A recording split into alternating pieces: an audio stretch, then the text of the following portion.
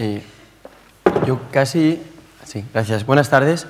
Gracias por la presentación. Casi me voy a poner de pie, más que nada porque creo que es la tercera ponencia de esta tarde, y entonces si me siento, creo que la gente se va a dormir, ¿eh? Entonces yo, para que pueda haber luego más reacciones y más y preguntas, voy a controlar la hora también, y entonces voy a estar de pie. Bien, mi ponencia... bueno, yo lo que quiero primero agradecer, por supuesto, es al foro que haya tenido esta amabilidad de invitarme y compartir con expertos como los que han hablado anteriormente. Me está excusando previamente, al ministro no lo he visto, tampoco lo conozco personalmente, pero me apetecía mucho, sobre todo, oír, con respeto al ministro, me apetecía mucho oír a Martín Martínez, porque la cuestión del defensor del pueblo europeo, la defensora del pueblo europeo, creo que es muy importante, es bastante desconocido cuando tienes una figura similar a las afines que tenemos en el ámbito interno, tanto el estatal como los autonómicos, donde todavía existen, y la crisis no se los ha cargado.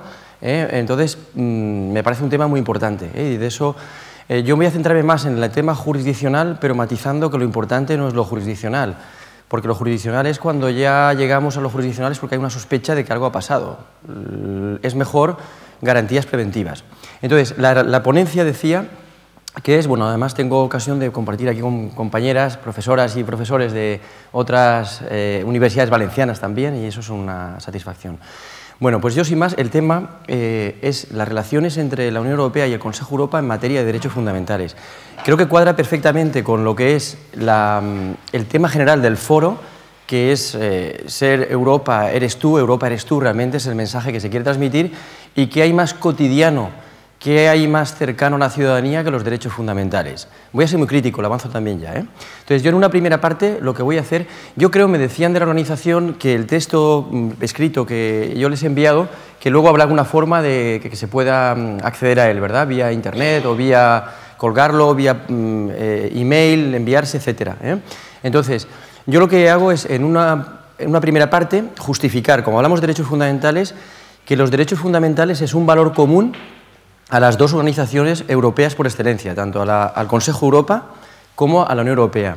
Luego me referiré brevemente a la contribución del Consejo de Europa a los derechos fundamentales, al respeto de los derechos fundamentales. A continuación, el otro parámetro, la evolución de los derechos fundamentales, de forma crítica, porque de esto podríamos hablar mucho tiempo, en el seno de la Unión Europea. Luego hablaré de lo que yo llamo los entrecruzamientos o sinergias entre el Consejo de Europa y la Unión Europea, entrecruzamientos o sinergias, porque a veces hay relaciones, la mayoría de las veces fluidas, pero en otros casos hay divergencias, hay contenciosos paralelos, y hay que ver qué hay que hacer en esos casos. Y por último, una reflexión final de hacia dónde estamos yendo, hacia dónde nos encaminamos. Entonces, primera idea, la primera parte, los derechos fundamentales es un valor común tanto a la Unión Europea como al Consejo de Europa.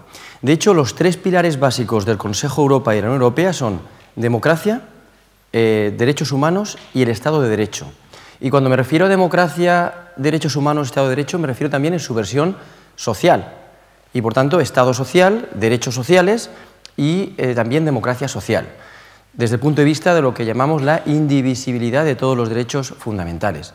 Todos son igualmente importantes, todos están en pie de igualdad. En esta introducción lo que quería decir es lo siguiente: ¿por qué los derechos humanos están presentes en la construcción y como valor común básico de esos tres que he dicho, democracia, Estado de Derecho, derechos humanos, en la construcción europea? Porque tanto el Consejo de Europa, como sabemos, que nació en 1949 y ahora somos 47 Estados miembros, están los 28 de la Unión y otros 19, entre los que están pues, Rusia, Ucrania, Turquía, o sea, Estados grandes de Europa también, y luego la Unión Europea. En el año 1951, como sabemos, el primer tratado constitutivo, el de la CECA, y luego en el 57 los otros dos, eso en historia europea lo hemos estudiado, incluso aunque no estudiemos derecho de la Unión Europea, es una cuestión de cultura jurídica, y se estudia también en la escuela secundaria, en bachiller, etc. Entonces, la razón de ser de estas dos organizaciones internacionales, una llamamos de cooperación, el Consejo de Europa, otra de integración, la Unión Europea actual, era conseguir la paz a través de la cooperación en distintos ámbitos. En el caso del Consejo de Europa, 1949, se dijo, después de la Segunda Guerra Mundial, 1939, 44, 45, ya no hay que reproducirse, no se tiene que reproducir nunca más esa barbarie para la humanidad que ha sido la Segunda Guerra Mundial. con violaciones masivas, flagrantes de derechos humanos, etc. Y por eso el Consejo de Europa, creado en 1949, dice: vamos a conseguir una mayor realización de los derechos humanos a través de la cooperación cultural, política, social, económica. Y lo primero que se hace, el primer instrumento, que es un tiempo récord, porque para adoptar un tratado internacional siempre pasan muchos años. En muchas ocasiones, en primer lugar, una declaración que no es vinculante para preparar a la opinión pública y a los Estados, y luego viene, si es que viene, un tratado internacional. Aquí se hizo en un año un tratado internacional, el Convenio Europeo de Derechos Humanos, que tiene a la cabeza, como máxima instancia de garantía, el Tribunal Europeo de Derechos Humanos. Eso, por tanto, como antídoto frente al totalitarismo, para conseguir la paz, respeto de los derechos humanos. En la Unión Europea lo mismo. En la Unión Europea, la idea del Tratado de la CECA, la finalidad última era conseguir la paz. Saben que la Declaración Schuman del año 1950, el 9 de mayo, a mí las fechas no me gusta comentarlas, pero en este caso sabemos que el 9 de mayo es emblemático porque al ser la primera piedra del edificio europeo, la Declaración Schuman de la Unión Europea, es el Día de Europa, el 9 de mayo. Schuman, lo que decía el ministro de Asuntos Exteriores en aquella época en Francia, decía: vamos a poner en común la producción del carbón y del acero bajo el control de una alta autoridad, que actualmente es lo que conocemos como la Comisión Europea. ¿Por qué el carbón y el acero? Porque son dos sectores estratégicos que proveen la fabricación de armamento pesado que se utiliza durante la guerra, etc. Entonces, si controlamos la producción del carbón y el acero, detrás de esta aparente finalidad económica hay una finalidad política, una especie de política de defensa, de distensión, de paz y, por tanto, de derechos humanos.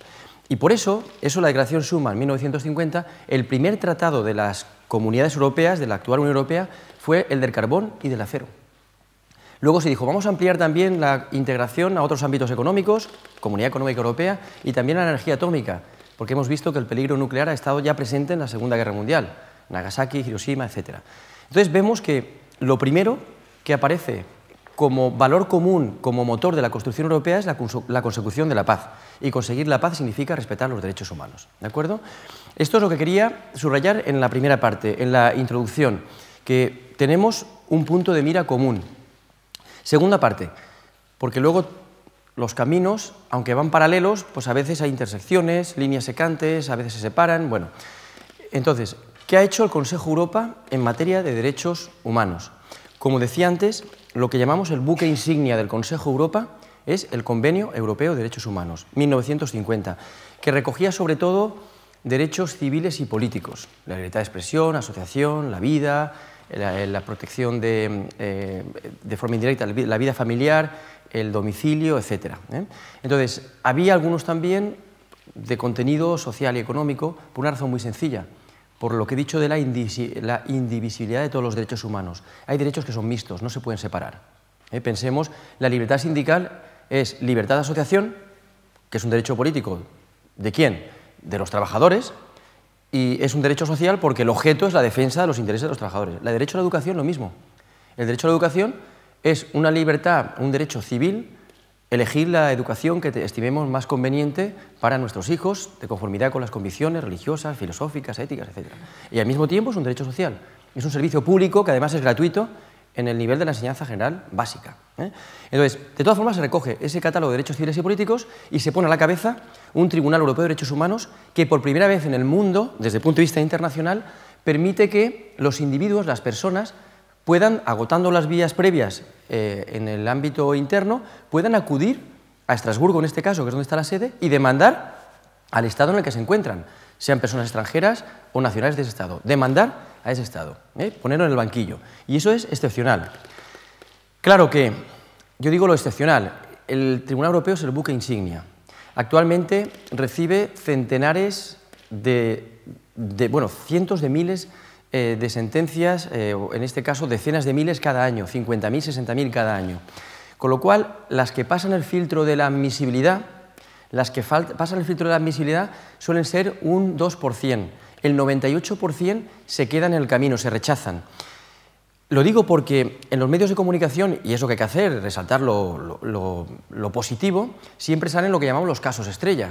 Unas veces son positivos, otras veces más controvertidos, ahora lo diré también, pero no se destacan los miles de sentencias que se quedan en el camino.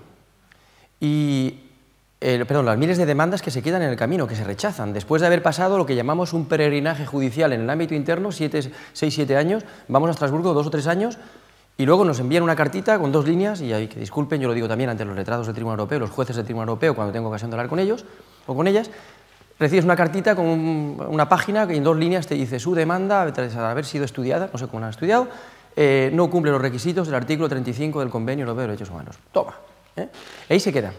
Y eso, por cierto, es lo que hace también, porque tiene una avalancha de asuntos, el Tribunal Constitucional en materia de recursos de amparo. El Tribunal Constitucional lo hace por providencia, que además no son recurribles la mayoría de veces, cuando se inadmite, y esa práctica del Tribunal Constitucional fue muy criticada por el Tribunal Europeo durante unos años, pero el Tribunal Europeo ahora está haciendo lo mismo, a través de lo que se llama un juez único. Un juez único, que es una técnica que se permite en el Convenio Europeo de Derechos Humanos desde la entrada en vigor de un protocolo que se llama el número 14. Lo que estoy diciendo es que el Tribunal Europeo de Derechos Humanos ha hecho muchísimo, cosas muy positivas, ahora diré una y me voy a centrar en lo positivo, pero tampoco hay que exagerar. Donde hay que dar la batalla es en cumplir la jurisprudencia europea en el ámbito interno, a través de los órganos jurisdiccionales ordinarios. Porque si confiamos demasiado en Estrasburgo, ir a Estrasburgo, después de 6 o 7 años, es que el 98% de las veces ni siquiera van a entrar en el fondo, se lo van a rechazar. Y eso es una realidad. Lo que hay que hacer son que los casos estrella se cumplan por los órganos jurisdiccionales ordinarios. Os pongo un ejemplo positivo para que no os parezca que es negativo, porque hay más positivo que negativo. Toda la normativa que hay en España en materia de medio ambiente relacionada con la contaminación acústica procede de sentencias del Tribunal Europeo de Derechos Humanos. Por ejemplo, el caso llamado López Ostra, que era del año 94, se dictó en el año 94 contra España por olores que había en Lorca, en el municipio de Lorca, cerca de Murcia. Ese caso de olores se utilizó por primera vez en España, y ahí eso es lo importante, utilizarlo eso por los órganos jurisdiccionales internos, por el Tribunal Superior de Justicia de la Comunidad Valenciana, la Sala de lo Contencioso Administrativo, en el que se condenó al Ayuntamiento de Valencia por omisión, por pasividad.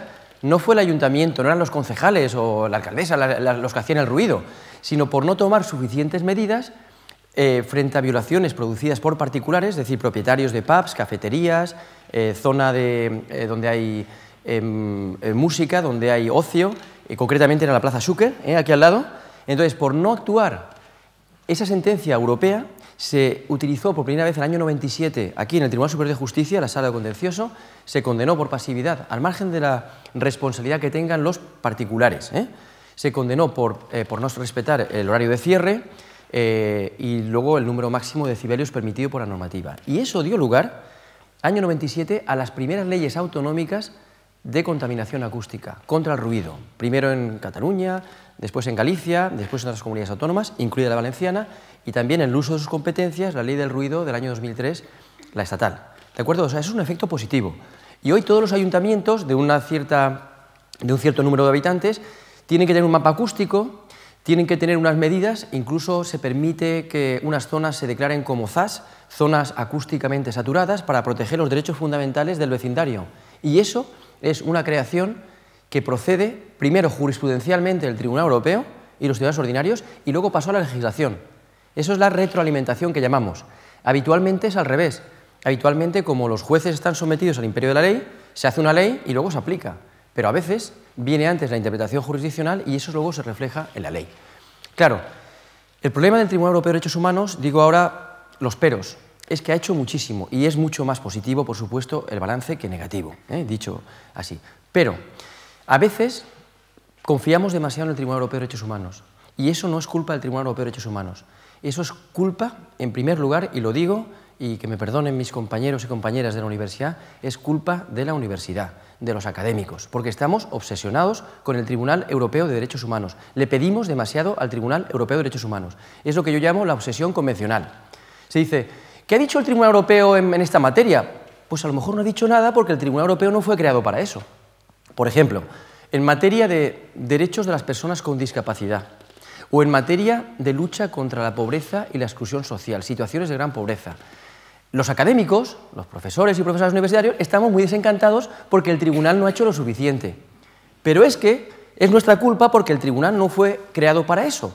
Para eso hay otros tratados internacionales, uno que se llama la Carta Social Europea, que tiene a la cabeza un órgano que no se llama tribunal, pero tiene competencias cuasi jurisdiccionales, se llama, que es el Comité Europeo de Derechos Sociales. No tengo que hablar demasiado porque como yo lo estoy presidiendo ahora parece que quiero hablar de mí, ¿no? Como decía en su día Umbral, vengo a hablar de lo mío. Pues no, voy a decir algo también, pero justamente para criticar de forma constructiva que a veces nos centramos demasiado en el Tribunal Europeo cuando el Tribunal no lo puede hacer todo. Personas con discapacidad, la jurisprudencia es muy comedida, es más, a veces se lo ha quitado de las manos. Situaciones de precariedad, lo mismo. En el Tribunal Europeo hay que pedir lo que se puede pedir. Entonces, hay esa obsesión que a veces nos desencanta, pero es culpa nuestra, por no utilizar los mecanismos que están establecidos para esas cuestiones que el Tribunal descarta. Y lo otro, nos obsesionamos tanto con el Tribunal Europeo de Derechos Humanos que cuando hay episodios controvertidos nos quedamos solamente con la parte crítica del Tribunal Europeo. Y estaréis pensando en el tema de la doctrina Parot. La sentencia de la doctrina Parot, del Río de Prada se llama, contra España, que se editó a final de año, en octubre de este año 2013. ¿Qué pasa? Que esa doctrina, si alguien me pregunta, y así casi lo digo yo, y así luego podemos hablar de otras cosas, para evitar la obsesión convencional, que nadie me pregunte solamente del Tribunal Europeo. Si alguien me pregunta, ¿qué opinas de la sentencia sobre el fondo? Del fondo cada cual puede pensar lo que quiera. Pero si me preguntan, y esa es la parte que quiero decir yo, porque que doy yo mi opinión pues, a este respecto, ya que está adoptada la sentencia, no tiene sentido. Si alguien me pregunta, como me preguntaron, ¿hay mecanismos de ingeniería jurídica para incumplir la sentencia del Tribunal Europeo de Derechos Humanos? Yo digo no. Estamos en el juego europeo. Unas veces se editan sentencias que nos gustan, otras veces se editan sentencias que nos gustan menos, como puede ser esta, y que es más controvertida. Hay que cumplirla así. La enseñanza positiva que se puede sacar de esta sentencia es que se ha ejecutado como lo que es una obligación internacional. ¿Por qué llegamos a la doctrina Parot y a la sentencia del Tribunal Europeo de Derechos Humanos? Pues sencillamente porque hemos descargado en el Tribunal Europeo de Derechos Humanos al final lo que no hemos sido capaces de hacer aquí, lo que tenían que haber hecho los órganos gubernamentales y los órganos parlamentarios en España. Y entonces, como aquí no lo hemos hecho, por lo que sea, por negociaciones, etcétera, lo ha tenido que hacer el Tribunal Europeo de Derechos Humanos. El Tribunal Europeo de Derechos Humanos, cualquier sentencia que hubiera adoptado, hubiera sido criticada, cualquiera de ellas. En este caso se ha criticado porque dice, claro, hay más sensibilidad aquí en este caso para los verdugos que para las víctimas. Es verdad que la apariencia es esa. Pero otro sentido de la sentencia hubiera sido igualmente criticado. Lo importante es que los mandatos internacionales están para cumplirse. Eso de la ingeniería jurídica de que cumplo cuando me conviene, no. Pero decía que el Tribunal Europeo de Derechos Humanos no lo puede hacer todo. Por eso, para cumplir con el respeto de los derechos fundamentales en materia de derechos sociales, es por lo que se creó también la Carta Social Europea, que es un tratado internacional vinculante, como todo tratado, en el año 1961. Luego ha sido modificado posteriormente para adaptarse a la realidad. El derecho, tanto el interno como el internacional, se va modificando, estos tratados, como el convenio o la carta, a través de protocolos, etcétera, para adaptarse a la realidad. Entonces, la Carta Social tiene un mecanismo que no permite presentar demandas individuales a la ciudadanía después de agotar la vía judicial previa, pero sí permite, cuando se acepta, España no lo ha aceptado, hay un procedimiento que se llama de reclamaciones colectivas, que permite que cuando hay un problema de violación posible de derechos humanos, derechos sociales en este caso, que afecte de manera general a un grupo de personas o a la colectividad, pueden presentarlas, por eso se llama reclamaciones colectivas, las ONGs que tengan estatuto consultivo, se llama participativo en el Consejo Europeo. Vamos a decir, las organizaciones con presencia internacional que trabajan en derechos humanos. Y luego los interlocutores sociales, los sindicatos nacionales e internacionales y las organizaciones de empresarios internacionales y también nacionales. Eso es lo que se permite. Lo que pasa es que esa modificación de la Carta Social que se hizo en el año 95, para incrementar el nivel de garantías, España no lo ha aceptado. Es del año 95. Lo han aceptado Italia, lo ha aceptado Portugal, pero España no lo ha aceptado. Hubiera estado bien, si yo hubiera hablado antes, si yo hubiera hecho la primera ponencia, igual le podíais haber preguntado al ministro qué está haciendo España para ratificar esto. Y él podía haber dicho, bueno, no solo nosotros, sino todos los demás, porque esto ya viene del año 95. Ningún gobierno de los que han estado en el poder, ni el anterior, ni este han tenido ninguna voluntad política hasta ahora, desgraciadamente. Esto no es una crítica que haga yo política, es una objetividad, algo objetivo, no solo ella. Portugal lo ha aceptado. ¿Qué permiten las reclamaciones colectivas? Fijaos, si alguien me dice, lo que hacéis en la Carta Social no es vinculante, sí, es un tratado internacional. Pero las decisiones no se llaman sentencias, es verdad, no se llaman sentencias, pero es emanación de un tratado internacional. Y si a mí me dicen, no, pero no se llama sentencia, pues bien, yo hago de abogado del diablo y os digo, Ahora os voy a dar ejemplos de sentencias del Tribunal Europeo de Derechos Humanos, el todopoderoso Tribunal Europeo de Derechos Humanos, que no se han cumplido nunca o que se ha tardado 11 años, por ejemplo, en cumplirlas. En la ponencia escrita cito algunos ejemplos. El caso Marsk, por ejemplo, contra Bélgica del año 79, en el que el Código Civil belga en aquel momento discriminaba a los hijos extramatrimoniales de acceder a la herencia, derechos sucesorios. El que era hijo o hija de una madre soltera no podía heredar de la familia, de los abuelos, etc. El Tribunal Europeo dijo que era discriminatorio para la vida familiar, etc., por razón de nacimiento, de condición social. Bélgica tardó 11 años en modificarlo. Durante esos 11 años, ¿qué pasó? Pues que se iba discriminando a la gente. Y yo, en cambio, podría dar ejemplos de algo que a veces me dicen, y lo he oído últimamente también a raíz de unas decisiones que hemos tomado últimamente en estas últimas semanas en Estrasburgo, es que lo vuestro no es vinculante. Bueno, yo prefiero hablar de efectividad, de cuando eso se cumple, llamémoslo sentencia o llamémoslo decisión. Y os puedo poner ejemplos, que los cito en el texto escrito cuando se os pase. Por ejemplo, para que os hagáis una idea, en el año 2009 dictamos una decisión contra Bulgaria, que había presentado una ONG contra Bulgaria, porque Bulgaria había modificado la ley de asistencia social para suprimir los subsidios de desempleo al cabo de 6 meses para personas que no eran capaces de encontrar trabajo, como si la culpa fuera también solamente de esas personas, y los poderes públicos no tuvieran nada que decir.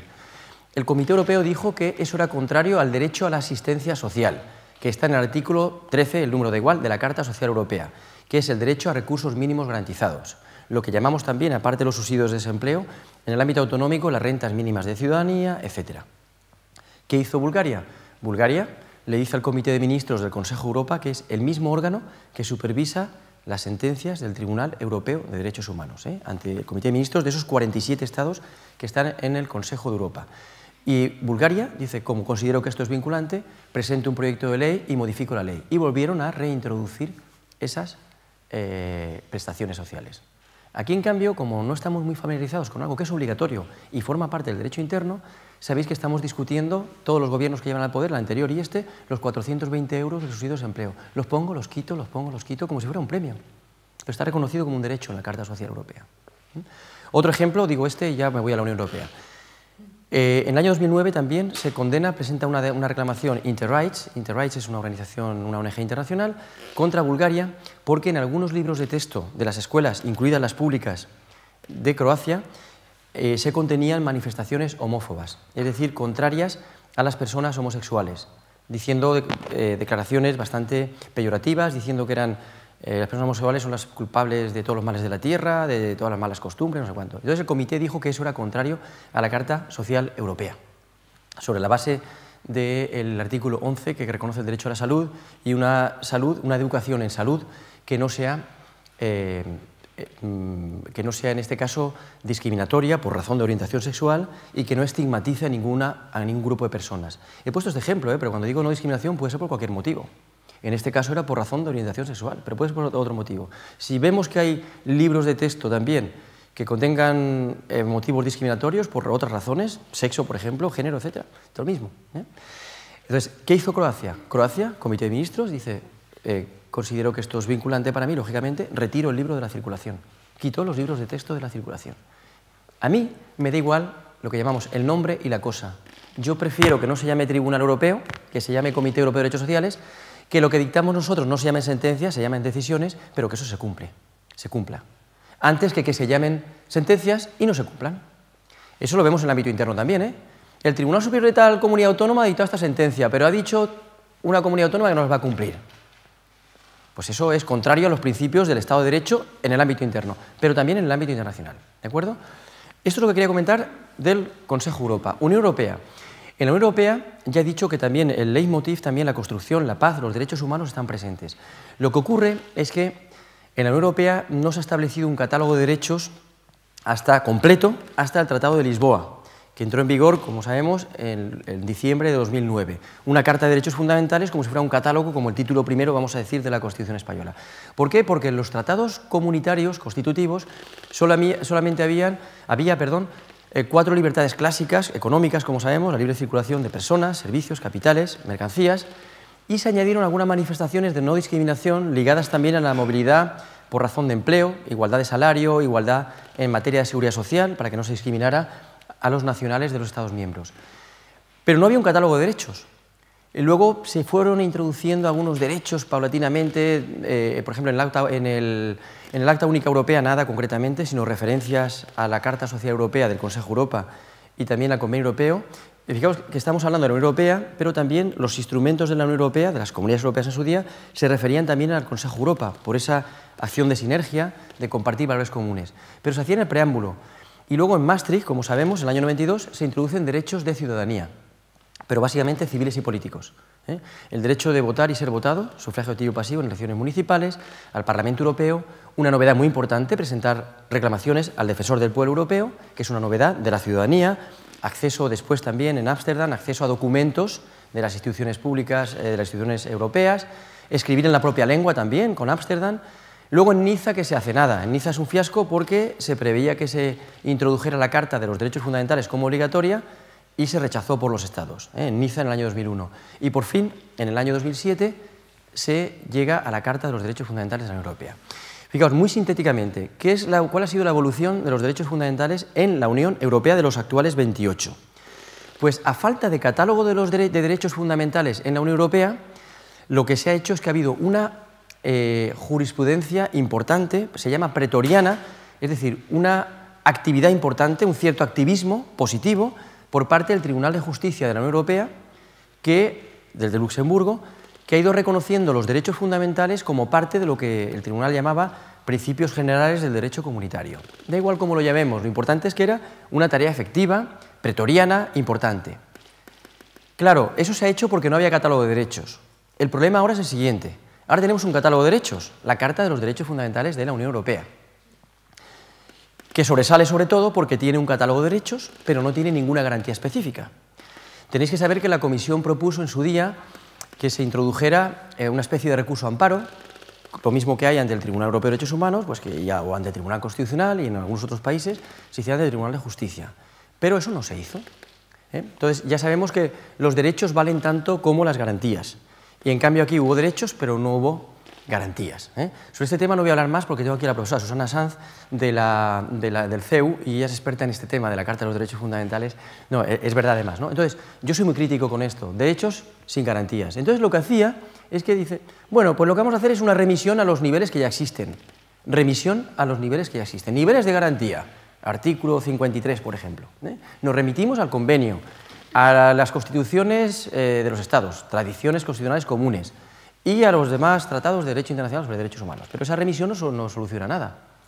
Más que la referencia, que es interesante, que viene a decir que cuando haya varios niveles, de forma indirecta dice que nos quedemos con el favor libertatis, el nivel más favorable a la libertad. Pero esa parte, por lo menos, es importante. ¿De acuerdo? Entonces, eso es lo que tenemos en el ámbito de la Unión Europea. Una carta que todavía el estatuto es incierto. El estatuto es incierto y debo decir que yo hasta ahora estoy bastante decepcionado por el uso que está haciendo el Tribunal de Justicia de la Unión Europea a la hora de interpretarla. Sin ir más lejos, ahora en enero, en este pasado enero, el 15 de enero, dicta una sentencia a través de lo que llamamos una cuestión prejudicial que planteó un tribunal interno, la Corte de Casación francesa, para preguntarle si uno de los derechos que están en la Carta de los Derechos Fundamentales de la Unión Europea, el derecho a ser consultado en el ámbito de la empresa, etcétera, que es un derecho social, porque fue la Sala de lo Social de la Corte de Casación, es como si fuera la Sala de lo Social del Tribunal Supremo, vamos a poner, en España. Le preguntó si eso se podía aplicar en el ámbito interno, en las relaciones entre empresarios, trabajadores, etcétera, y el Tribunal de Justicia ha dicho que no. ¿Para qué hemos hecho la Carta de los Derechos Fundamentales?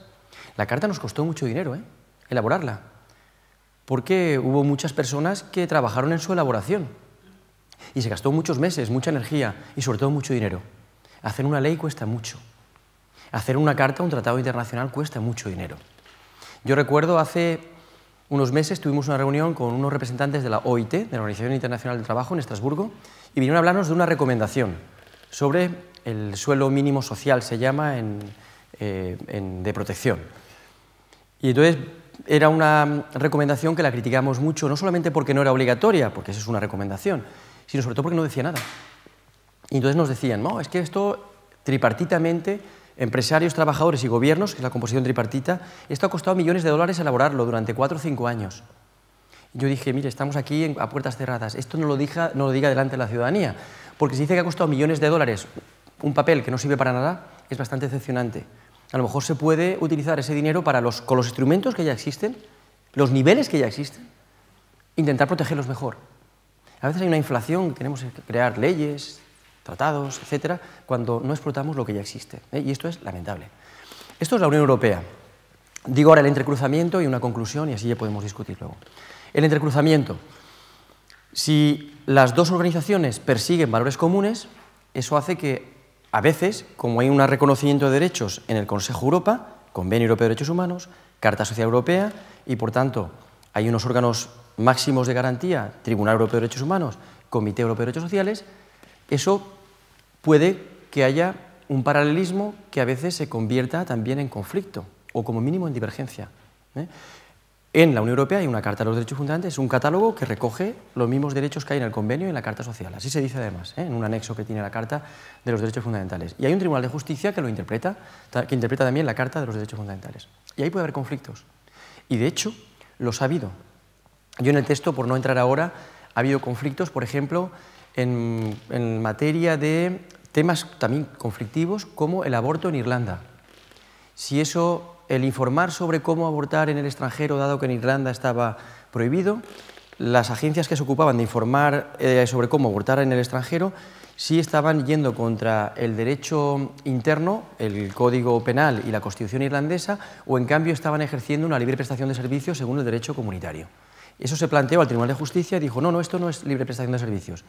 Entonces, se retoma el caso en el ámbito interno y se dice, pues ciérrense las empresas. Si eso no es libre prestación de servicios, informar sobre cómo abortar en el extranjero, porque aquí está prohibido en Irlanda.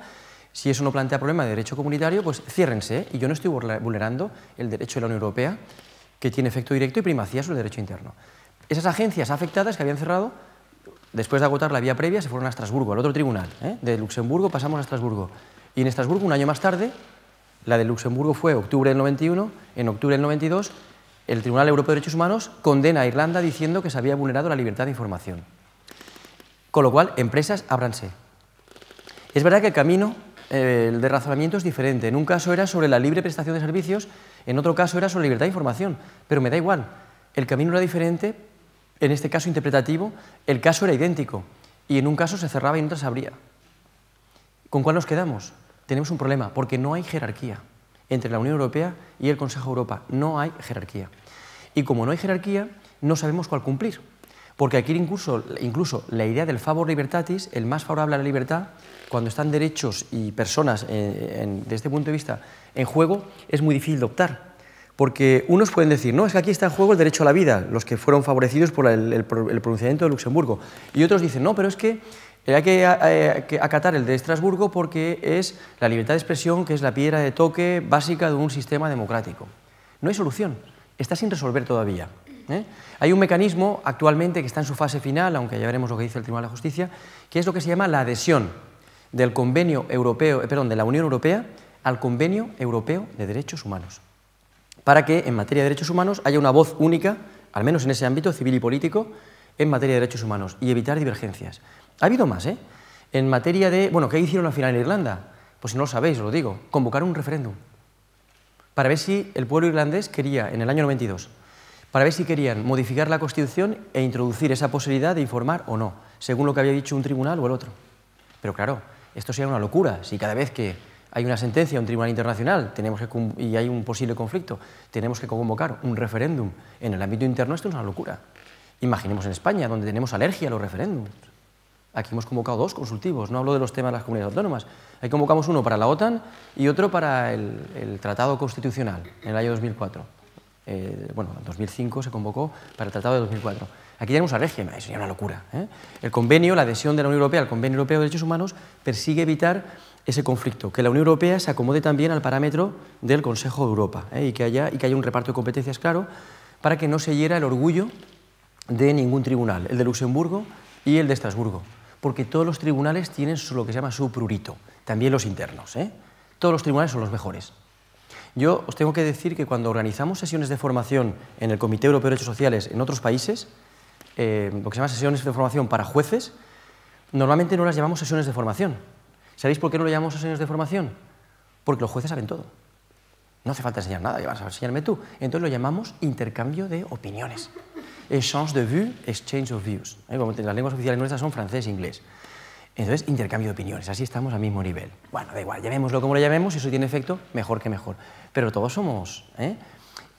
yo no estoy criticando a los jueces internos aquí, porque a veces tienen más voluntad jurisdiccional que llamo yo que otros. Yo, antes, como se decía en la presentación, tengo la suerte, desde el año 97 estoy todavía de magistrado suplente en el Tribunal Superior de Justicia, con lo cual he aprendido mucho y sé cómo se funciona por dentro. Entonces, lo digo porque yo el escalón jurisdiccional ordinario tengo casi más fe que en el europeo, que en el transnacional. Y lo digo sinceramente, aunque ahora estoy también en la parte transnacional, pero la batalla hay que darla en el ámbito interno, en el ámbito jurisdiccional. Conflictos. Aparte de este, ha habido sentencias del Tribunal de Justicia de la Unión Europea, que es competente para evaluar lo que llamamos el espacio de libertad, justicia y seguridad. Una cosa que oiréis por ahí a veces es lo de Schengen. Hay por ahí uno que se llama un espacio Schengen, si alguien va por avión, es un espacio de libertad, justicia que se creó en el año 85 primero, se modificó en el 90, luego en el año 2005 hubo otra modificación en Austria, en una ciudad que se llama Prüm, etc. Entonces, eso de Schengen es muy importante, que ahora además está de actualidad por el referéndum este que han hecho en Suiza, porque han limitado la libre circulación cuando al mismo tiempo Suiza forma parte del espacio Schengen, porque Suiza no está en la Unión, pero Schengen, aunque procede de la Unión, ha permitido que estados que están fuera se asocien a Schengen. Dice, yo no estoy en la Unión, pero quiero favorecer la libre circulación. Entonces está Suiza, está Noruega, está Islandia, que están fuera de la Unión. Y en cambio este referéndum suizo ha sido un poco paradójico, desde el punto de vista de Schengen también. Entonces, el problema no es este solamente. El problema es que ha habido sentencias del Tribunal de Justicia interpretándolo, y como de la libertad y la seguridad se ocupa también el Tribunal Europeo de Derechos Humanos, el del Consejo de Europa, sobre la base de un artículo, el artículo 5, eso da lugar a interpretaciones a veces divergentes. Por ejemplo, ¿habéis oído alguna vez lo de la euroorden? Es la orden de detención y entrega. Es una cosa que se llama, es el nombre que hemos dado reelaborado en el ámbito de la Unión Europea a lo que llamamos la extradición. La extradición es un mecanismo de cooperación judicial internacional, penal, asistencia judicial penal internacional, para que una persona que presuntamente ha delinquido en un país, o ha delinquido ya, está en otro, entonces se le pide al otro país que se la remita a esa persona, bien para juzgarla, bien para cumplir condena si ha sido juzgada. Y la euroorden lo que persigue es evitar unos pasos que eran difíciles en la extradición clásica, la euroorden. Y esto ha planteado problemas garantistas con el Tribunal de Justicia de la Unión Europea, con Alemania, el Tribunal Constitucional Federal Alemán, con el Tribunal Europeo de Derechos Humanos también, el otro parámetro del Consejo de Europa. Con España había planteado algunos problemas porque el Tribunal Constitucional había incluso aplicado el parámetro más favorable del Tribunal Europeo de Derechos Humanos diciendo que la euroorden, que es obligatoria para España porque procede de la Unión Europea, que planteaba problemas de garantías para el proceso justo, la tutela judicial efectiva, y algunas veces había otorgado el amparo. Lo que pasa es que el Tribunal Constitucional últimamente ha decidido le decidió preguntar al Tribunal de Justicia lo que se llama una cuestión prejudicial para ver qué hacía en este ámbito. Era una pregunta trampa, porque el Tribunal Constitucional español sabía lo que le iba a decir el Tribunal de Justicia, porque ya lo había dicho en otros casos. Y esta, la consecuencia que ha tenido es una sentencia de 13 de febrero pasado, de hace unos días. El caso Meloni se llama, de un ciudadano italiano, se escribe Melloni con elle. El caso Meloni, en el que el Tribunal Constitucional ha dicho, bueno, pues como esto me lo ha contestado ahora el Tribunal de Justicia, que yo ya lo sabía, dice el Tribunal Constitucional, pues yo cambio de jurisprudencia. Y ha hecho una jurisprudencia a la baja, restrictiva. Se ha sacrificado el ser más garantista, pero sobre pretexto de tener una mayor integración europea. Que dicho sea de paso, los conflictos nos han evitado porque el Tribunal Europeo de Derechos Humanos tiene otra interpretación. Os cuenta que estos son problemas que tenemos de parámetros, de convergencias y también de divergencias. Y luego el último ejemplo que quería poner de entrecruzamiento de divergencia, que es un problema bastante grave todavía y más aún en el contexto de la crisis económica, es que, como sabemos, en el contexto de la crisis económica se han dictado medidas de austeridad que se llaman, de recorte, que han afectado sobre todo a los derechos sociales. Y se creó hace unos años en el ámbito de la Unión Europea un órgano que no sabe muy bien lo que se llama la Troika. La Troika, que está compuesta por la Comisión Europea, el Banco Central Europeo de la Unión Europea y el Fondo Monetario Internacional. Y entonces, para rescatar o ayudar a algunos países que están en situación difícil, llámese Grecia, llámese Irlanda, España no lo aceptó, pero sí que aceptó algunas medidas también, se imponen unas medidas de recorte social. Unas medidas de bajada drástica de pensiones, de flexiseguridad, que es de bajar las garantías también en la contratación laboral, etc. ¿Y qué ocurre? Que, por ejemplo, esas medidas han sido incorporadas al ámbito interno. Por ejemplo, primero Grecia, en España también hemos hecho algo, en Portugal también. Lo que pasa es que en Portugal lo ha resuelto en parte el Tribunal Constitucional portugués. En Grecia se hicieron en el año 2010 unas leyes anticrisis que preveían rebajar las pensiones de jubilación hasta un 50% en algunos casos. O también tener contratos de trabajo que durante un año a la persona se le podía despedir. Estaba en periodo de prueba de un año y se le podía despedir sin preaviso y sin indemnización. Y eso el Comité Europeo de Derechos Sociales dijo con respecto a Grecia que era contrario a la Carta Social Europea. Con lo cual, fijaos, estamos diciendo que el Consejo de Europa, la Carta Social Europea, el Comité Europeo de Derechos Sociales está diciendo que esa normativa es contraria, que es una normativa estatal, pero que viene de Europa, de la Unión Europea en este caso, es contraria a la Carta Social Europea. ¿Qué hay que hacer? Hay que respetar la Carta Social Europea, es parámetro de cumplimiento que además está en la propia Carta de los Derechos Fundamentales de la Unión Europea como parámetro. Y Grecia, en realidad, cuando a un Estado se le condena, como es en este caso, se dice, tú estás incumpliendo una obligación internacional. Los Estados se enfadan, y es lógico. A nadie le gusta que le digan que está vulnerando derechos fundamentales. Pero en este caso Grecia casi se alegró, porque eso le ha permitido renegociar las condiciones que le está imponiendo la Troika. Están siendo leoninas, porque rescatar significa que yo te doy dinero, pero como préstamo, luego me lo tienes que devolver con intereses. Es como cuando nosotros pedimos un préstamo al banco. El banco no es que nos regale nada. El banco nos da el dinero, pero tenemos que ir pagando un interés además. Con esto pasa lo mismo. Entonces, estas sentencias, estas decisiones del comité tuvieron mucho impacto y de hecho en prensa salían, en Francia decían Europa contra Europa. Fijaos que os digo esto, cito un artículo en este caso de un periódico francés, a pie de página, donde pone Europa contra Europa, que tiene que ver con materia de derechos fundamentales y por eso el sentido de la ponencia, del título, las relaciones entre la Unión Europea y el Consejo de Europa, que esas relaciones no siempre son pacíficas y hay que entender siempre a la optimización, al nivel más favorable. Y eso no siempre se está haciendo. En el ámbito español aún no nos hemos pronunciado sobre el tema, pero ya ha habido alguien en la doctrina, algún profesor o profesora universitaria, está aquí por ejemplo, la profesora Carmen Salcedo de Derecho del Trabajo de aquí de Valencia, que ha llegado a decir sobre la base de las sentencias de las decisiones dictadas contra Grecia que en España tenemos una normativa similar. Hay un contrato que se llama de apoyo a emprendedores, yo no me puedo pronunciar, por eso utilizo a ella, porque el comité aún no se ha pronunciado directamente, el comité en Estrasburgo, pero entonces yo por eso cito a ella. Y ella ha dicho que ese contrato es idéntico al que había en Grecia, porque lo ha impuesto la Troika, y dice que es contrario a la Carta Social Europea. A ver qué pasa.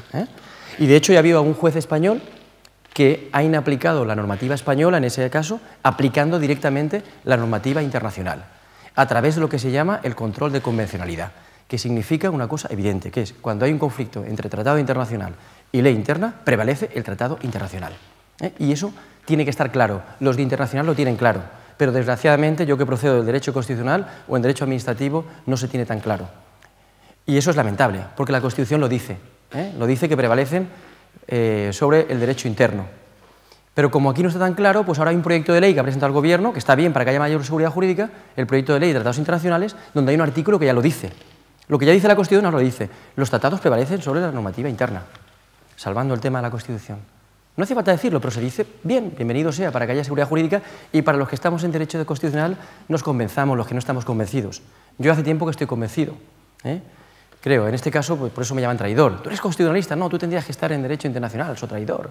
¿Cómo un tratado que es derecho internacional puede prevalecer sobre el ordenamiento interno? Pero es que es ridículo pensar que no, porque parece que es que el tratado nos viene impuesto de fuera, no. Los tratados, ¿quién los adopta? Pues los negocian los gobiernos en sede internacional, los firman y luego los ratifica el Parlamento. ¿Quién aprueba las leyes? El Parlamento. Entonces no hay problema de legitimidad. Lo que pasa es que no vienen de fuera, entonces no lo aplico. Es absurdo. ¿De acuerdo? Y nos falta todavía mucho que aprender en esto. Conclusión, reflexión final. No me quiero cargar Europa, Europa es mucho más positiva que negativa, porque si no, si me cargo Europa, nos cargamos todo. Porque fijaos el tema del foro. Ser Europa significa ser vosotros, somos Europa nosotros también, y es verdad además. Entonces, ¿qué hay que hacer con esto? Hay que ser críticos y hay que... la pedagogía es lo más importante. En el sentido, yo creo que es el sentido del foro también, que podamos estar atentos a los distintos mecanismos que hay de protección. En esta sesión de hoy, por ejemplo, incluido el Defensor del Pueblo Europeo, que todavía es desconocido y yo creo que hoy la sesión tiene ese sentido, para que se sepa lo que realmente puede hacer. Por ejemplo, yo no sé si Martín lo ha comentado, porque ya digo, no he tenido la suerte de poder escucharlo ahora, pero esto que aquí se ha puesto de moda con las reformas estatutarias a partir del año 2006, el Estatuto Valenciano, el andaluz, el catalán, etcétera, que es el derecho a una buena administración, Parece que hemos descubierto el mundo aquí, y esto ya lo viene haciendo el Defensor del Pueblo Europeo desde hace mucho tiempo, que lo venía protegiendo en sus reclamaciones, y lo propuso luego a través de unos códigos de buena conducta administrativa que a su vez se refleja en un artículo fundamental, el 41 de la Carta de los Derechos Fundamentales de la Unión Europea. Entonces, eso es bueno, saber el origen, de dónde viene eso viene del Defensor del Pueblo Europeo. Y aquí parece que lo hayamos reinventado. Pues no lo hemos reinventado aquí. Hay que protegerlo. La idea es que lo que se dice desde Europa, aquí lo podamos proteger mejor todavía, en el ámbito interno, que es donde hay que dar la lucha. Porque es mejor ir a los tribunales internos, que tarde unos meses o algún año, más que ir a Europa, que puede tardar, Tribunal Europeo de Derechos Humanos, 7, 8 años. El Comité Europeo de Derechos Sociales, en cambio, no permite reclamaciones individuales, pero permite colectivas, y con esas colectivas tiene un efecto preventivo, porque tardamos más o menos unos 4 meses para la admisibilidad y unos 8 meses para el fondo. En un año hay una decisión. Nos gustará o no, pero hay seguridad jurídica. Por ejemplo, todo esto de la reforma laboral, que está impugnando ante el Tribunal Constitucional, etcétera, lo de la asistencia sanitaria de extranjeros en situación irregular, etcétera, esto si se hubiera planteado ante el Comité Europeo de Derechos Sociales directamente a través de una reclamación colectiva, en un año se resuelve. Y nos evitamos aquí de conflictos entre comunidades autónomas, el Estado, que se dice esto, el Tribunal Constitucional, un órgano interno, etcétera. Entonces, lo que quiero decir es que, ¿qué hay que hacer en caso de conflicto? Yo os he comentado que el parámetro del Convenio Europeo de Derechos Humanos en materia de derechos civiles y políticos, eso ya está en la vía, porque el Tratado de Lisboa además lo impone, que la Unión Europea se adhiera al Convenio Europeo de Derechos Humanos. Pero esto todavía va a ser insuficiente. Mirad lo que estoy diciendo de la Troika, derechos sociales. De hecho, el Parlamento Europeo, en el año 2010, hizo una resolución sobre la adhesión de la Unión al Convenio Europeo de Derechos Sociales, de Derechos Humanos, perdón, derechos civiles y políticos, y dijo, esto es importantísimo para evitar conflictos. Dice, pero esto es un primer paso, que tiene necesariamente que completarse con la adhesión de la Unión Europea también al parámetro social del Consejo de Europa, la Carta Social Europea. Se dice expresamente, para evitar conflictos, porque si no, los vamos a seguir teniendo. Desde este momento, o en el momento actual, como no hay una armonización normativa, no la hay todavía, cuando estén esas adhesiones las tendremos, esa armonización normativa, lo que hay que tener es lo que yo llamo la voluntad jurisdiccional. Y la voluntad jurisdiccional quiere decir que en caso de que haya distintos parámetros, en un caso concreto, que se aplique la solución más favorable.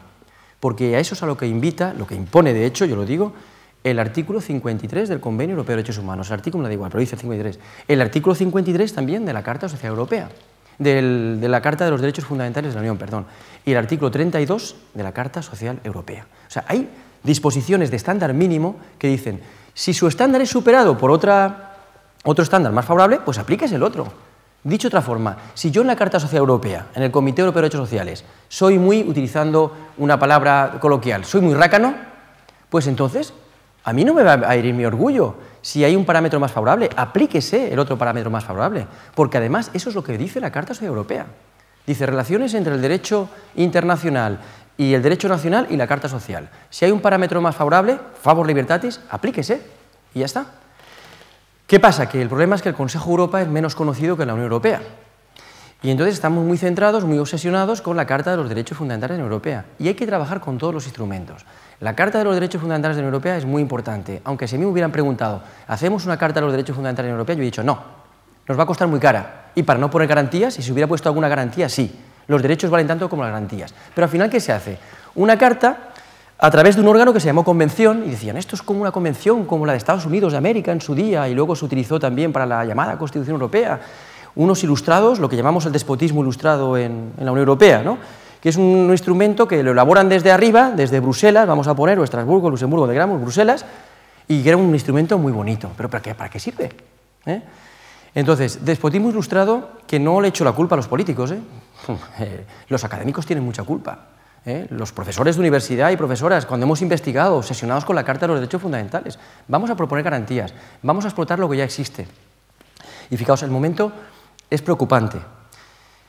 Algunas veces se dice que los derechos no son todos iguales, los derechos fundamentales no son todos iguales, porque los civiles y políticos no cuestan dinero y los sociales sí que cuestan dinero. Eso no es verdad. No es que los sociales cuestan mucho dinero. ¿Los civiles y políticos no cuestan dinero? ¿El derecho a sufragio cuesta dinero? ¿O es que organizar unas elecciones no cuesta nada? ¿La campaña electoral? ¿Financiar a los partidos políticos? Eso no cuesta nada. ¿El derecho a la tutela judicial efectiva? Organizar el sistema judicial, un derecho civil y político. ¿Eso no cuesta nada? Pues cuesta millones de euros. Y cada año, el Comité de Ministros del Consejo de Europa publica un informe anual sobre la ejecución de las sentencias del Tribunal Europeo de Derechos Humanos, en las que da cuenta de los centenares que están sin cumplir sentencias y también da cuenta de los millones de euros que cuesta ejecutarlas. Y hasta tal punto es así que el Consejo de Europa tiene lo que se llama un fondo fiduciario, una especie de banco solidario, que ayuda a los Estados que cuando han sido condenados por el Tribunal Europeo de Derechos Humanos, civiles y políticos, les ayuda a que cumplan con la sentencia. ¿De acuerdo? Entonces, no digamos que cuestan unos sí y otros no.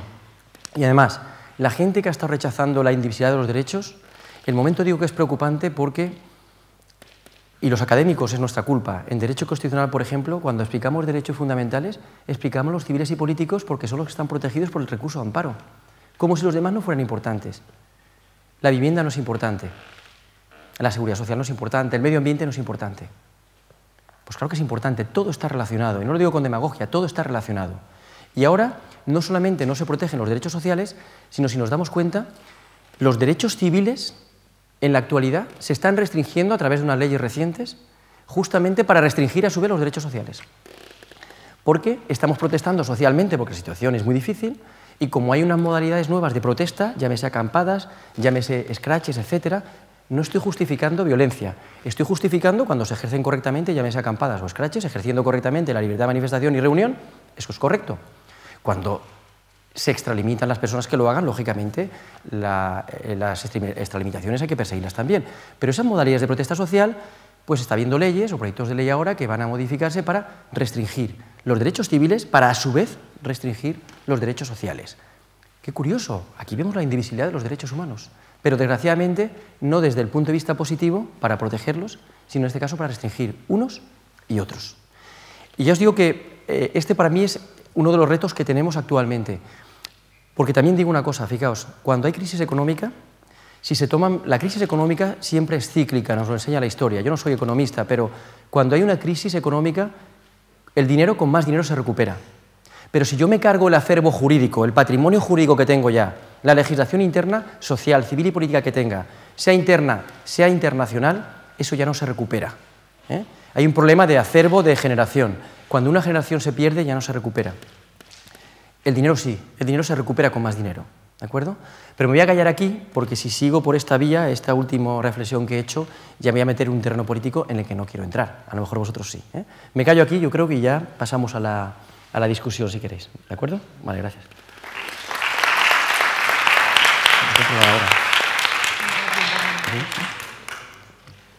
Muchísimas gracias, Luis. Ahora, como bien ha dicho el profesor, pasamos al turno de preguntas. Por ahí tenemos la primera rápido.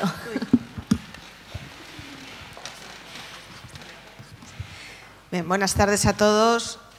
Bueno, yo soy Carmen Salcedo, profesora de la Facultad de Derecho del Trabajo. Bueno, lo primero es felicitarte por la exposición muy clara. Y yo, como tú no lo has hecho, sí que es verdad que me voy a permitir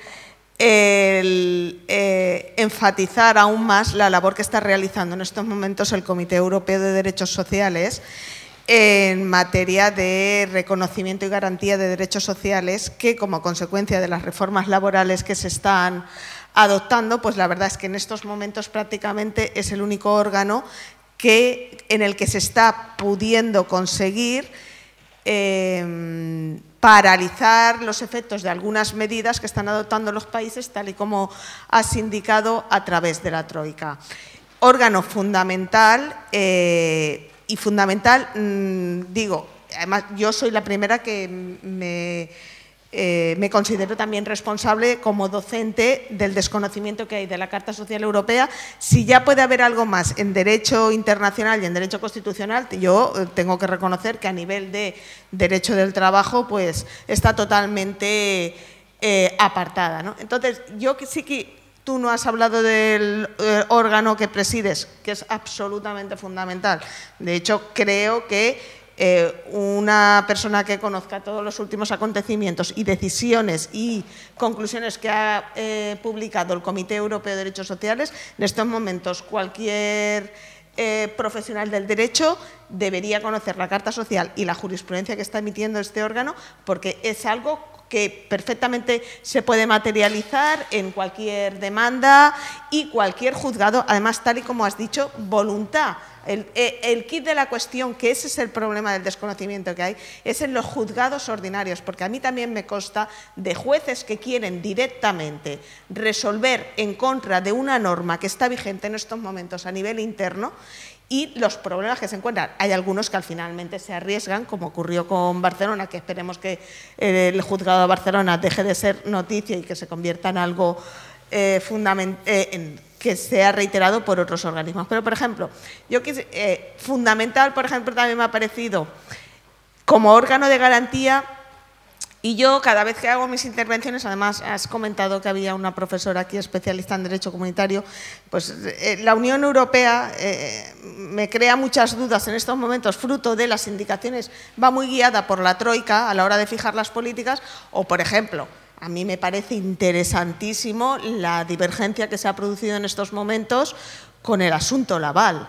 Me parece una divergencia, es decir, un país que adopta una norma en cumplimiento de una sentencia del Tribunal de Justicia de la Unión Europea que recientemente esa norma se ha considerado que vulnera la Carta Social Europea. Divergencia absoluta entre dos organismos. Y el error parte al final de, yo no sé, me cabe la esperanza de que al final la divergencia que hay en estos momentos, porque en estos momentos la situación Unión Europea, Consejo de Europa, la verdad es que soy bastante escéptica de acercamiento de la Unión Europea a la ratificación del Convenio Europeo o de la Carta, porque justamente las últimas decisiones lo que han hecho ha sido parar medidas que están viniendo de la Unión Europea.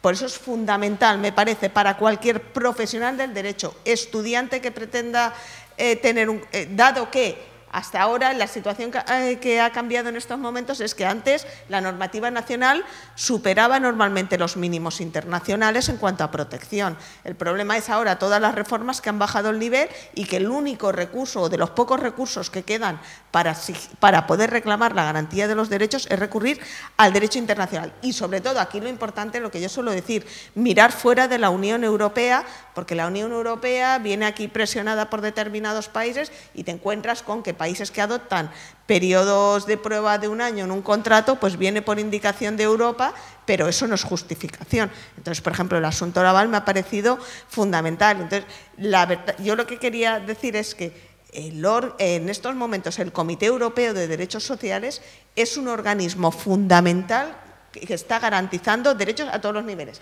Lo que ocurre es que no todo tiene la repercusión, pero bueno, yo me remito, hace 2 semanas y en los medios de comunicación hemos visto que la medida que adoptó el Gobierno de excluir a los extranjeros en situación irregular de la asistencia sanitaria ha sido declarada que vulnera la Carta Social Europea. Y eso es algo tan sencillo como que una persona que se vea excluida vaya a los tribunales y exija el reconocimiento directamente. Entonces, yo, en ese sentido, tú no has querido entrar tanto.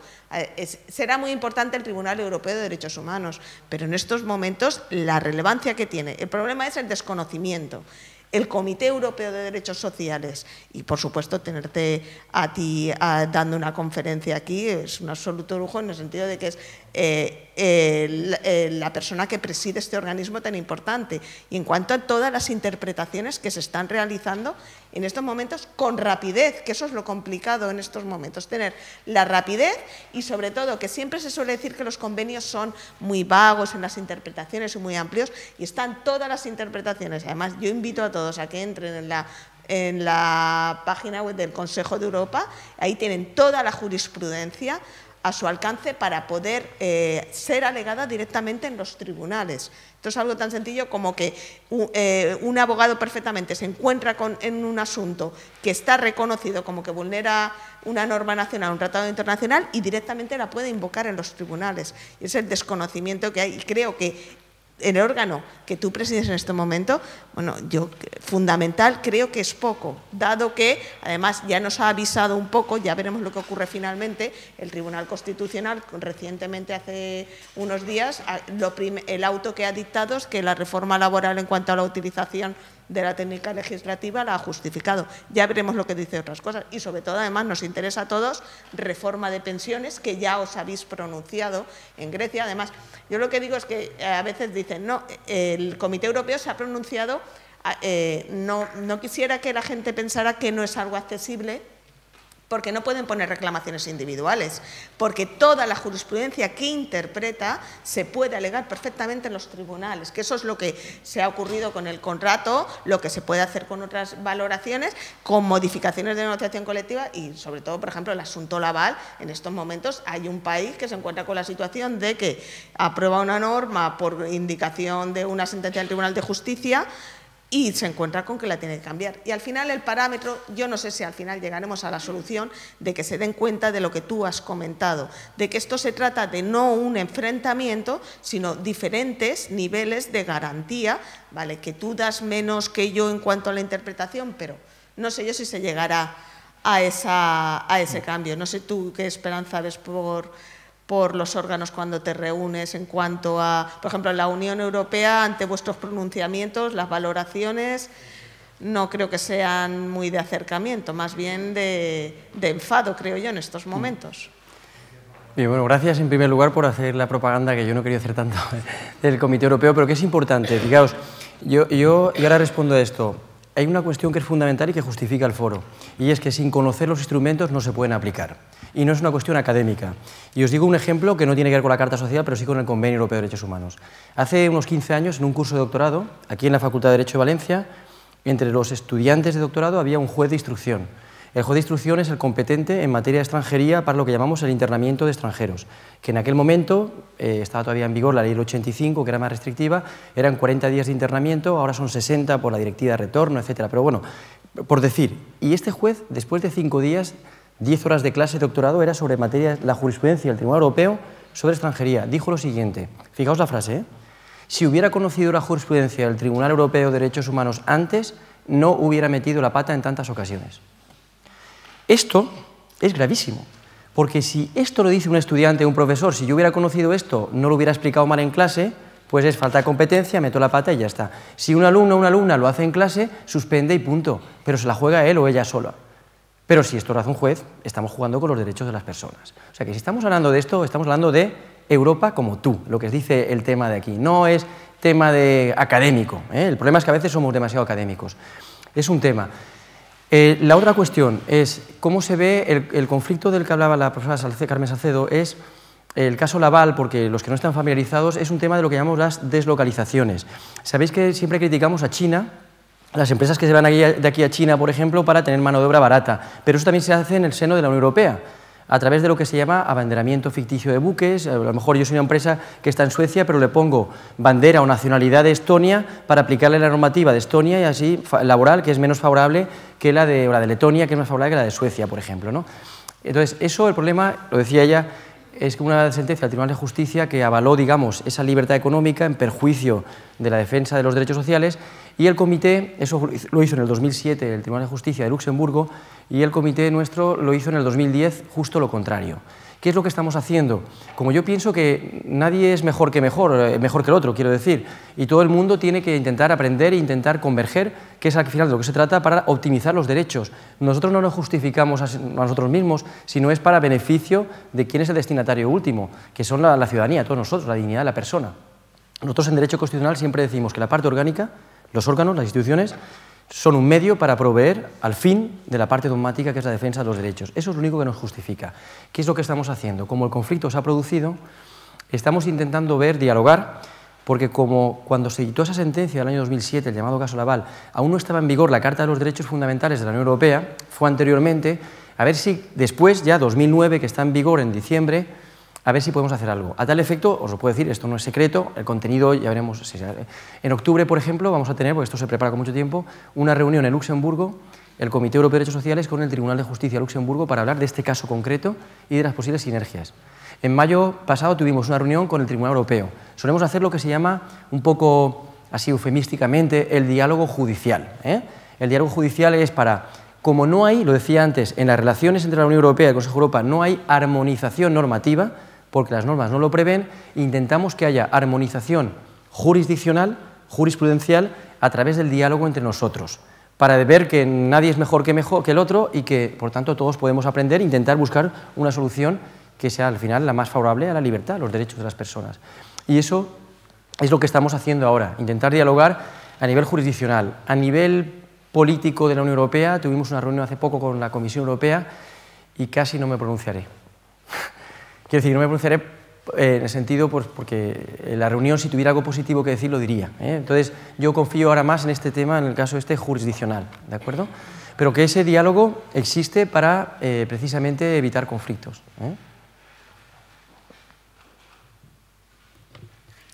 ¿Alguna pregunta más?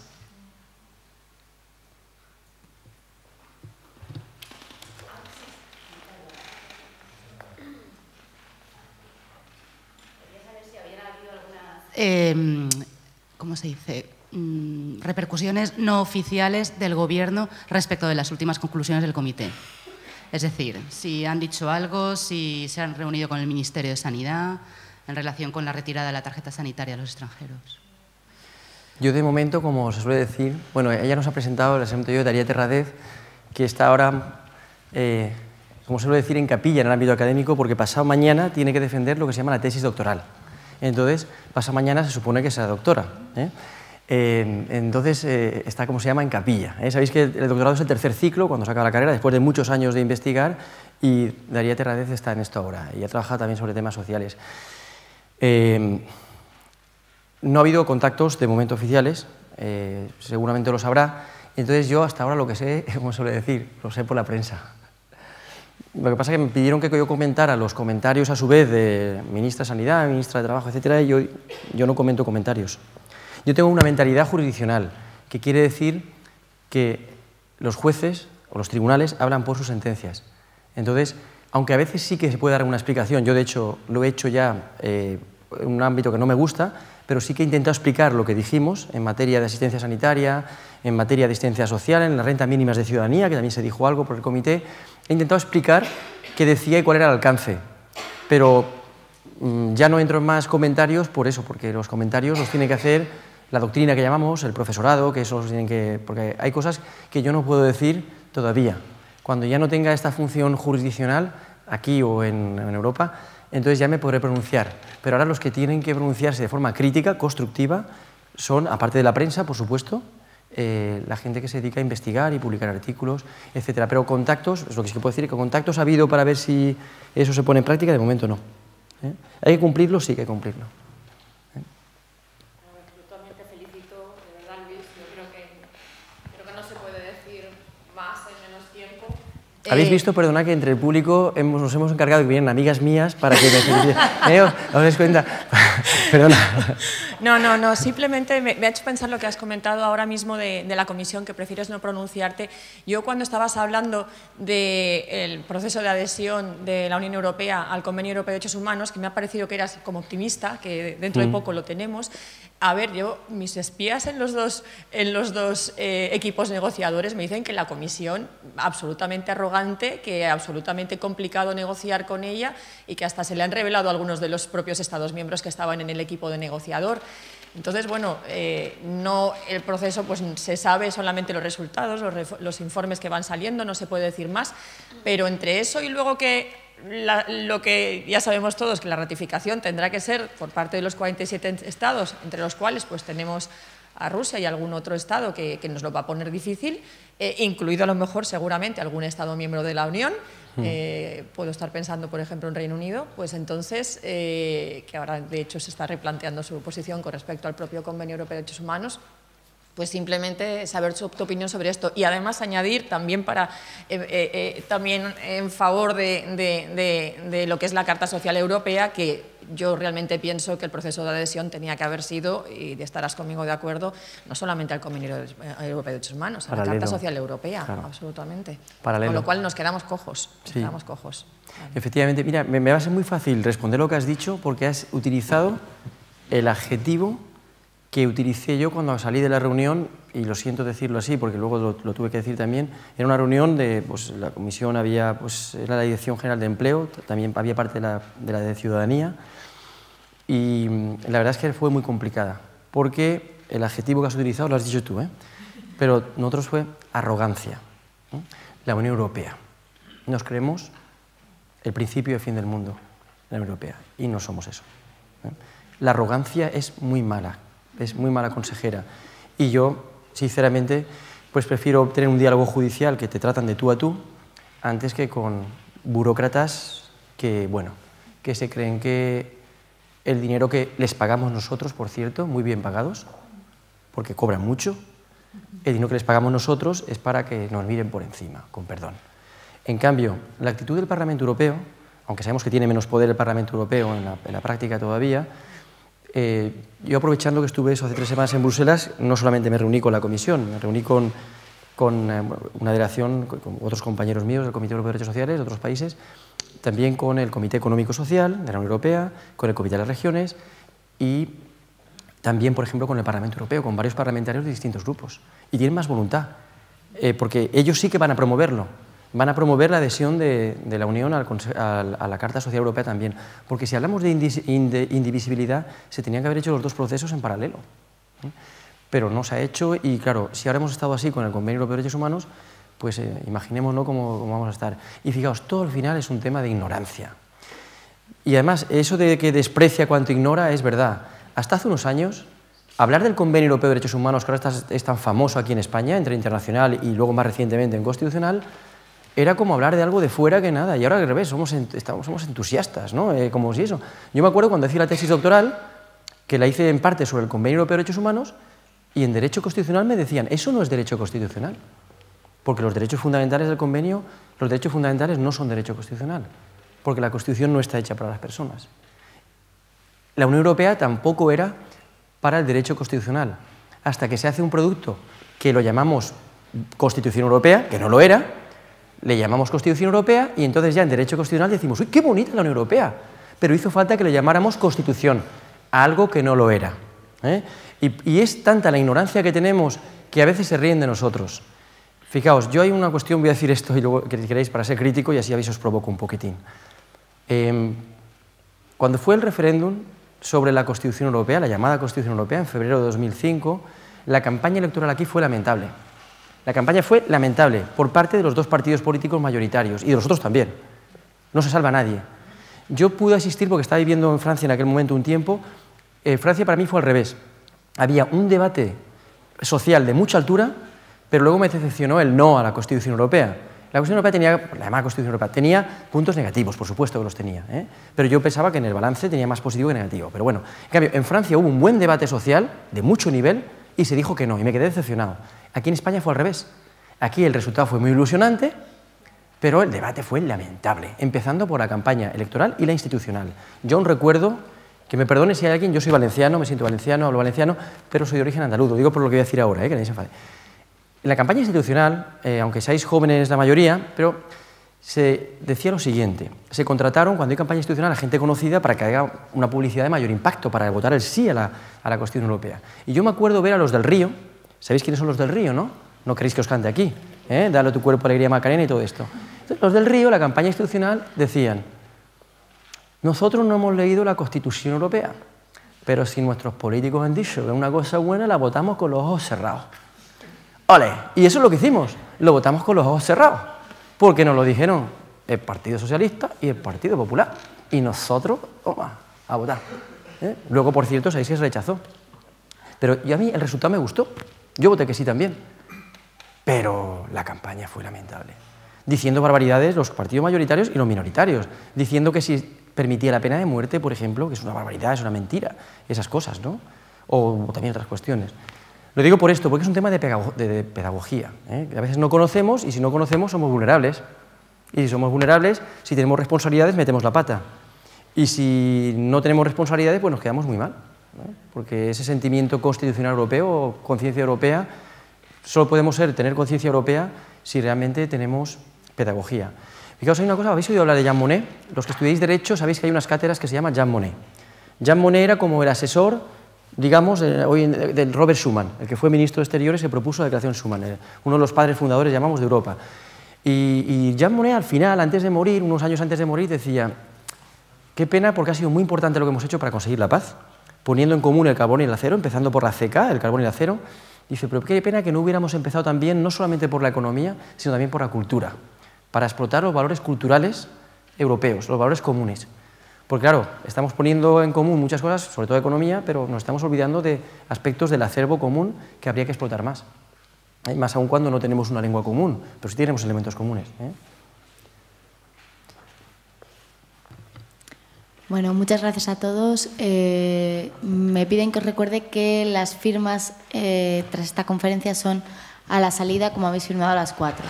Hasta mañana. Vale, gracias.